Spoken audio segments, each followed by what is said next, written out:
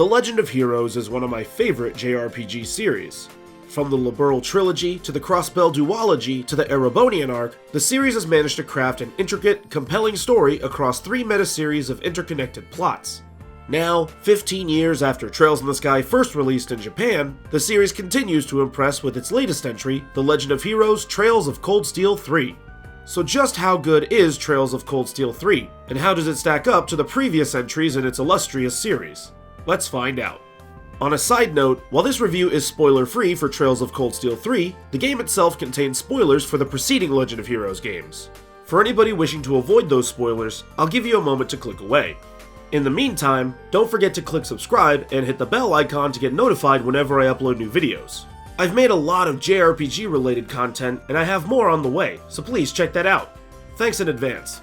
Alright, if you haven't clicked off now, then you're here for the long haul, so let's get started. This review and the related footage is based on a physical retail copy of the game for the PlayStation 4. Alright, nice work.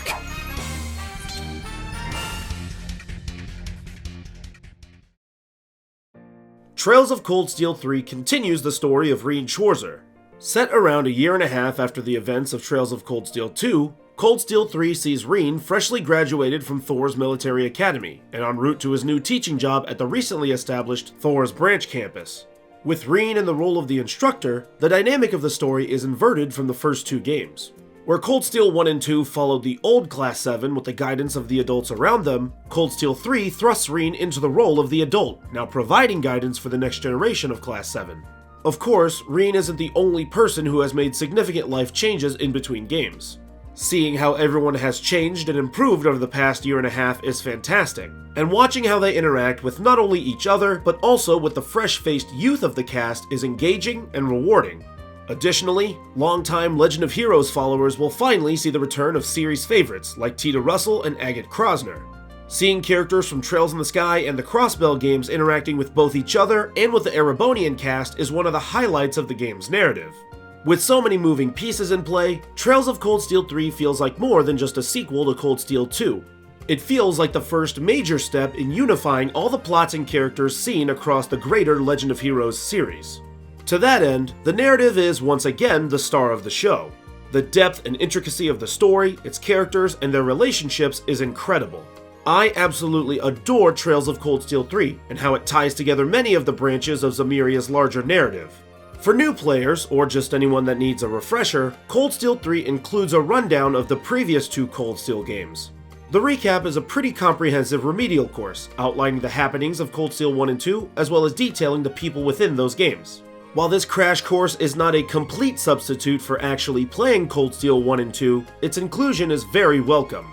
One particular point of concern prior to the game's release was the quality of the localization. There were, and likely still are, a number of people that have reservations regarding NIS America taking over localization duties from Xseed.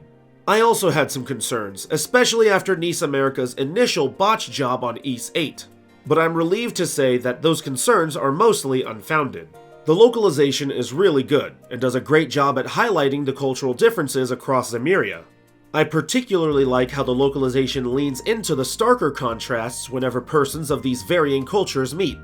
As implied, there are a small handful of minor translation mistakes and/or spelling errors that I unfortunately cannot show due to spoilers, but the localization overall is very good. In turn, the voice acting is also great across the board. However, there is a lot less voiceover work this time around compared to the first 2 games' enhanced PS4 ports. This wasn't usually a problem, but sometimes someone will speak to Rean with actual voiceover, but Rean will reply with only text. It would appear you have run afoul of the barrier.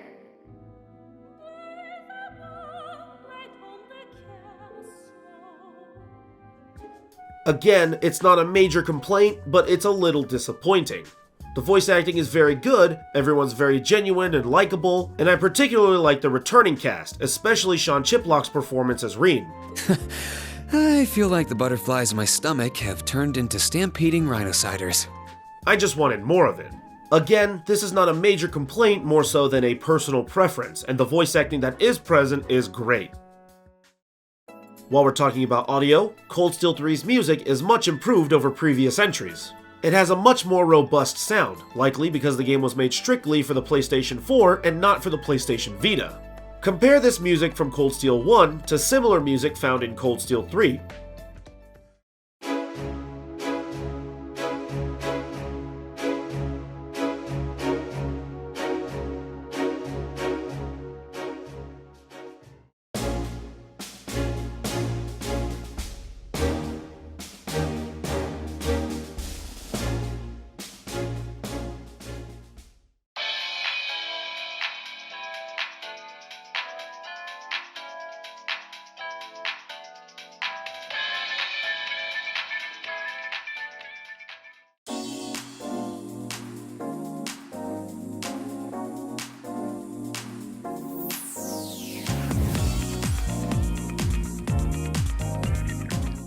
The old music was varying degrees of good to great, and the new music is the natural progression of that. Much like Cold Steel 2 though, Cold Steel 3 does not abandon the groundwork laid by its predecessors. Many times throughout Trails of Cold Steel 3, you'll hear tracks from Trails of Cold Steel 1 and Trails of Cold Steel 2. Additionally, musical stings from the other Trails games, like the Trails in the Sky trilogy and the Crossbell games, will also be found here. These musical reprisals are some of the many minor things that are found throughout Trails of Cold Steel 3 that you will miss out on if you haven't played Trails in the Sky, Trails of Azure, or Trails of Zero. Ultimately, I hope Neon Falcom never abandons these callbacks, as it's low-key one of my favorite things they do. Visually, the game is improved over its two predecessors as well. Again, this is likely due to the fact that Trails of Cold Steel 3 was developed solely for the PlayStation 4 and not for the PlayStation 3 or Vita. While I would argue that the visuals are the weakest aspect of the game, I would not openly call it bad. It's just not going to blow your mind. Here are some side-by-sides of Cold Steel 1, 2, and 3. You can see that Cold Steel 3 does have improved visuals, though again, it won't blow your mind. Performance-wise, the game runs great, with standard PS4 systems running at 1080p with a 60fps frame rate, and PS4 Pros clocking in at a native 4K 60. There are some very minor frame rate stutters interspersed throughout the game, but they are very far and few in between.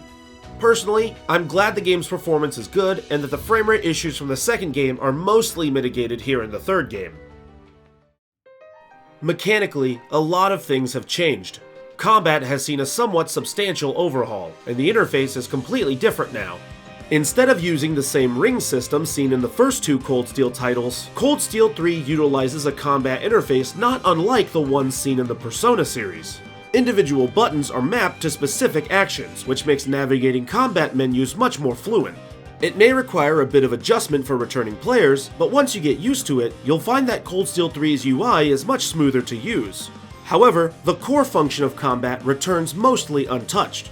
You equip quartz to gain access to arts, which are akin to spells. Master quartz are special types of quartz that bestow unique bonuses and level up alongside your character. Crafts are character-unique moves with various effects, and S-crafts are super attacks. Arts use EP, and crafts and S-crafts use CP. It's beyond the core combat where the additional, more substantial changes come into play. First and foremost, you can now equip a sub-Master Quartz. By equipping a Master Quartz into a sub-slot, you can gain some additional bonuses and abilities, though sub-slots won't grant you every bonus and ability found in a sub-equipped Master Quartz. You can also equip an already equipped Master Quartz to someone else's sub-Master Quartz slot. This dual Master Quartz system allows for a lot more player adaptability, and I am all for it. Doubling up on certain bonuses also alleviates some of the more trudging moments that were occasionally found in Cold Steel 1 and 2. Second, enemies now have two meters, their health meters and their break meters. Attacking an enemy deals damage to both its health and break meters. If you empty the enemy's break meter, the enemy will become staggered. Each attack on a staggered enemy is treated as a critical hit, and as such comes with the ensuing benefits of a critical hit, such as inflicting greater damage, allowing for link attacks, and acquiring Brave points. Gaining Brave points is imperative, because link attacks cost Brave points to use, as does the biggest combat addition, Brave Orders. Brave Orders replaces Trails of Cold Steel 2's Overdrive system. Party members can now issue Brave Orders, which grant temporary bonuses to the entire party. I think this is one of the better changes made to the gameplay. Where Overdrive was essentially limited in function to short blitz attacks, Brave Orders can be more multifaceted. There are short-term stat buffs that aid in blitzing enemies just like Overdrive, but there are also more long-term Brave Orders. Some Brave Orders aren't even for offense, and are instead to help you tank, negate, and even reflect powerful attacks. Plus, since Brave Orders use an already existing meter unlike Overdrive, there's an extra layer to the gameplay strategy. Balancing the need for Brave Orders versus the need for powerful link attacks is a cornerstone of the reworked gameplay, along with the core gameplay balance of arts versus crafts versus S-crafts. I think these changes work fantastically, especially as you get into the later chapters of the game. Every mechanic feels more interconnected, thus making every attack have greater risk versus reward. I personally found Cold Steel 3's combat to be more methodical, more dynamic, and ultimately more enjoyable. Divine Knight battles return in all their glory, bringing a few changes and improvements with them. Like before, Divine Knight battles use limb targeting to attack an enemy's weak points. These weak points change depending on the enemy's stance, and stances will change based on the actions taken by the opponent. Some Divine Knight enemies have a greater number of stances in Cold Steel 3 than the enemies in Cold Steel 2. That means finding and exploiting these weaknesses in Cold Steel 3 is more difficult. You can still form combat links in your Divine Knight just like in Cold Steel 2, and some battles now see you teaming up with other mecha against a common foe. This gives Cold Steel 3's Divine Knight battles more variety, and once again, makes them more dynamic and more fun. There's still not enough there to be the core gameplay mechanic, but as a variant of combat, it's more than acceptable. I'm a really big fan of these Divine Knight clashes, and I'm glad to see them being improved. I hope the sequel fleshes them out even further. Arguably the most impactful change, however, is the separation of social mechanics from battle mechanics. In Cold Steel 1 and 2, fighting together and doing activities together increases the strength of those characters' bonds inside and outside of combat. In Cold Steel 3, however, your combat link level is independent of your social link level. This means that fighting enemies while linked together will only improve your combat prowess. You'll still need to perform tasks and activities together during your free days to build a social relationship. I like that this gives players more flexibility with combat, as you don't have to force yourself to be combat linked to a specific person in order to build that relationship. In a way, it's also more realistic. Working well with someone doesn't necessarily mean you will get along socially. However, it does make the two halves of gameplay feel more divided from one another. To make up for this, improving your social relationship with someone will grant them permanent stat boosts for combat, so there's still an indirect connection between the two. While I will in a way miss the old system's more overt connection, I find the new system's malleability to be better overall. Even little things have changed, sometimes pretty dramatically. You can now pause, fast forward, and even completely skip cutscenes. The fishing minigame plays completely differently, and even the card game minigame is wildly different. In place of the first two games' Blade card game, Cold Steel 3 features a significantly more complex card game known as Vantage Masters. Funny enough, if you've watched my Little Town Hero review, you'll vaguely know how Vantage Masters is played. You have a deck of cards, each card has an offensive and defensive stat. Offensive is how much damage is dealt with each attack, defensive is how much damage can be taken before the card is destroyed. Each card has an energy cost, and you have an ever-growing pool of energy that you draw from throughout the match to activate cards. The basic outline of Vantage Masters is very similar in structure to Little Town Hero's core mechanics. I'll say that again, Trails of Cold Steel 3's card game minigame has the same basic outline as the core mechanics of another game. That is absolutely incredible, and that shows just how far-reaching and how deep the changes, improvements, and refinements in Cold Steel 3 as a whole can be. Much like its predecessors, the gameplay is another high mark for Trails of Cold Steel 3. From the improved combat, to the reworked social mechanics, and even down to the minigames, Cold Steel 3 continues the series' legacy of intricate, thoughtful gameplay mechanics.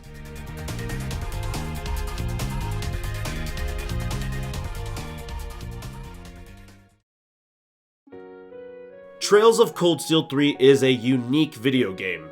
It tries its best to be a nice jumping off point for people who want to play the Cold Steel sub-series. But it's also an impressive convergence of the Legend of Heroes' long-running continuity, one that is nigh impossible to permeate without prior knowledge in some form or fashion. Gameplay-wise, it eschews things brought about in Trails of Cold Steel 2, which in a way makes it more mechanically akin to Trails of Cold Steel 1. but it also brings a load of innovations and refinements to the table to make it as fun as ever. And sprinkled throughout all the great stuff on deck are things like the lack of save data import and less voice acting that returning players may understandably find to be disappointing and even frustrating. But despite these problems, the game as a whole is better than its immediate predecessors. More than anything else in the game, I love how Trails of Cold Steel 3 brings together the tropes and themes and little tidbits first seen and established in Trails in the Sky, Trails of Zero, and Trails of Azure. As a longtime Kiseki fan, playing through Cold Steel 3 filled me with nostalgia and childlike wonderment. Yet simultaneously, the game never loses the core Trails of Cold Steel story beneath the larger Legend of Heroes narrative. By the end, I found myself both waxing nostalgic to replay the stories of Liberl and Crossbell, as well as clamoring to play Trails of Cold Steel 4. The duality in that feeling is almost wholly owned by the Legend of Heroes series, and a game's ability to instill that emotional dichotomy is, to me, a mark of excellence. The Legend of Heroes Trails of Cold Steel 3 earns a 9.5 out of 10. Don't forget to subscribe, click the bell icon, and check out my other videos on screen, including my reviews of Trails of Cold Steel 1 and 2. Thanks for watching.